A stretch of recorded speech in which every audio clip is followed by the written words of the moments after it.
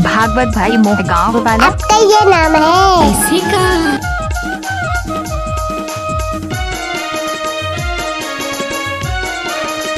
अब आएगा असली मजा। फैशन मावो बही मैं हो गया दीवाना ना, तोर फैशन मावो गोरी मैं हो गया दीवाना ना।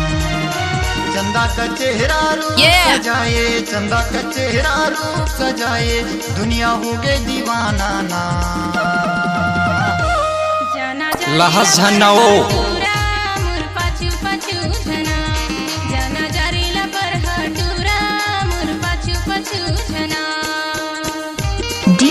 डीजे साउंड भागवत कुमार शर्मा की।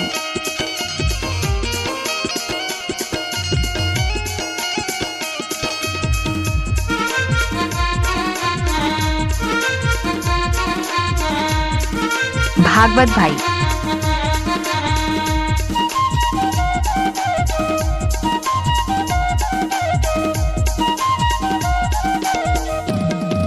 एक बार मोर संग नाच के कान में पहिरे बाली वो गोरी जिउला मोर जला था, पहिरे हवस्ते चश्मा गोरी आँखी लता चमका था।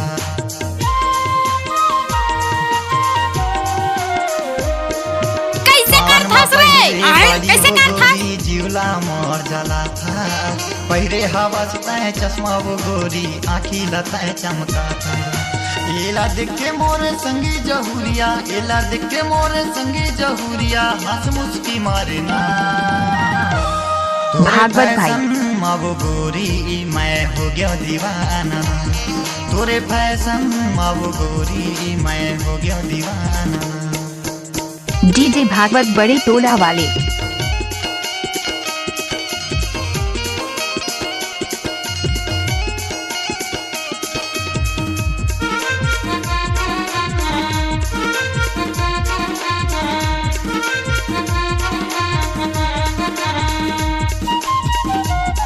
सुना ही होगा भागवत भाई मोहगांव वाला।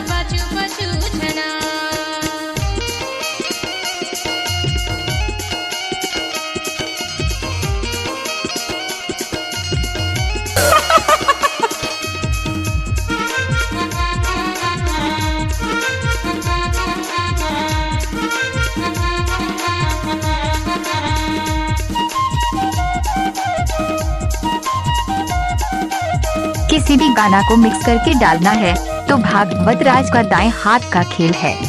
रूप के रानी वो गोरी दुनिया तोर दीवाना, छत्तीसगढ़ में तय रही था गोरी जिला डिंडौरी मयाना।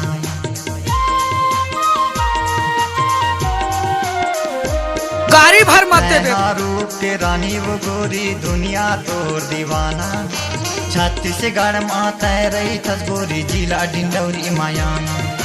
तोला देखे बर नैना तरस गे, तोला देखे बर नैना तरस गे, घूमत फिरत हयाना।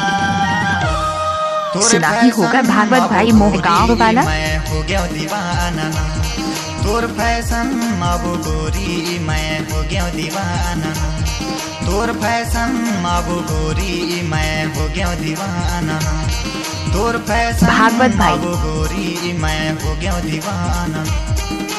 चंदा का चेहरा रूप सजाए, चंदा का चेहरा रूप सजाए, दुनिया हो गए दीवाना ना। भागवत भाई जाना जरीला पर हटूरा मोर पछू पछू छना, जाना जरीला सुना ही होगा भागवत भाई मोहगांव वाला। मैं